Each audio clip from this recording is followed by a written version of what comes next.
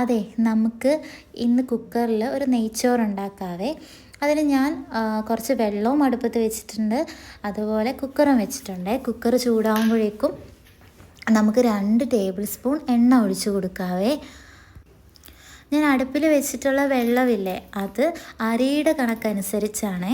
അരി ഞാൻ എടുത്തിട്ടുള്ളത് 1 കപ്പാണെങ്കിൽ അതിന് 2 കപ്പ് വെള്ളം, അങ്ങനെയാണ് അതിൻ്റെ ഒരു കണക്ക്. ഇനി എണ്ണ ഒഴിച്ചതിന് ശേഷം നമുക്ക് 1 ടേബിൾ സ്പൂൺ നെയ്യും കൂടി ആഡ് ചെയ്ത് കൊടുക്കാവേ ഈ ഒരു കുക്കറിലോട്ട്. എൻ്റെ കുക്കറുണ്ട്, ചെറിയ കുക്കറാണ്, അപ്പോൾ ഞാൻ അതിനനുസരിച്ചായിരിക്കും എല്ലാം ആഡ് ചെയ്യുന്നത്.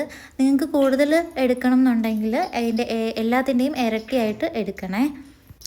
നമ്മൾ തിളയ്ക്കാനെടുത്ത് വെച്ച വെള്ളമില്ലേ, അതിൻ്റെ അകത്തോട്ടാണ് നമുക്ക് അരിക്ക് ആവശ്യമായിട്ടുള്ള ഉപ്പിട്ട് കൊടുക്കുന്നത്. എപ്പോഴും ഉപ്പ് കുറച്ച് കൂടി നിൽക്കണം കേട്ടോ, അതായത് വെള്ളത്തിനേക്കാളും കുറച്ച് കൂടി നിൽക്കണം ഉപ്പേ.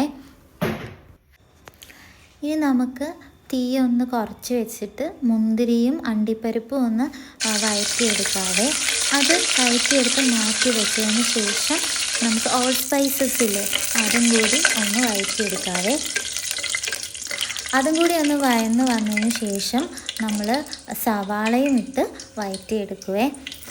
വഴറ്റിയെടുക്കാൻ മീൻസ് ഒന്ന് നന്നായിട്ടൊന്നൊരു ബ്രൗൺ ഷെയ്ഡിലോട്ട് പോകണം കേട്ടോ.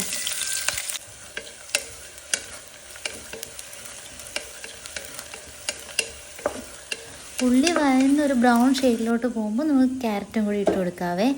അതും കൂടി നമുക്ക് ഇട്ടിട്ട് ഒന്ന് വഴറ്റിയെടുക്കാവേ.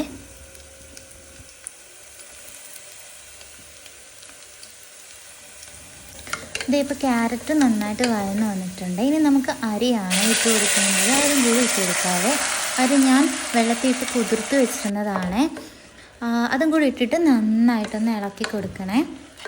നന്നായിട്ട് ഇളക്കി കൊടുത്തതിന് ശേഷം നമുക്ക് ഇനി ഒഴിച്ചു കൊടുക്കേണ്ടത്, നേരത്തെ ചൂടാക്കി വെക്കാൻ വെള്ളം വെച്ചിട്ടുണ്ടായിരുന്നില്ലേ, അതും കൂടി ഒഴിച്ച് കൊടുക്കാവേ. അതും കൂടി ഒഴിച്ച് കൊടുത്ത് വീണ്ടും ഒന്ന് ഇളക്കി കൊടുക്കണേ. ഇതിൻ്റെ അകത്ത് ഉപ്പൊക്കെ കറക്റ്റ് പാകത്തിന് ഞാൻ ഇട്ടിട്ടുണ്ട്. ഇനി നമുക്കൊരു ഹാഫ് ലെമൺ കൂടിയാണ് ഇതിൻ്റെ അകത്ത് ഒഴിച്ച് കൊടുക്കേണ്ടത്, അതും കൂടി ഒഴിച്ച് കൊടുക്കാതെ എന്നിട്ട് നന്നായിട്ടൊന്ന് ഇളക്കി യോജിപ്പിക്കണേ.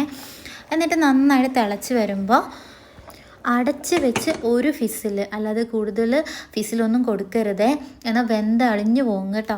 1 ഫിസിൽ അടിക്കുക, പിന്നെ ഒരു അരമണിക്കൂർ തുടക്കേ ചെയ്യേണ്ട, അങ്ങനെ വിട്ടേക്കുക കേട്ടോ. തന്നെ അതിൻ്റെ പ്രഷറൊക്കെ പോട്ടെ. അതിന് ശേഷം നമുക്ക് അണ്ടിപ്പരിപ്പ് മുന്തിരിയും മണ്ടയിലോട്ട് ഇട്ട് കൊടുത്ത് തീർന്നാൽ സാധനം റെഡിയായി കേട്ടോ.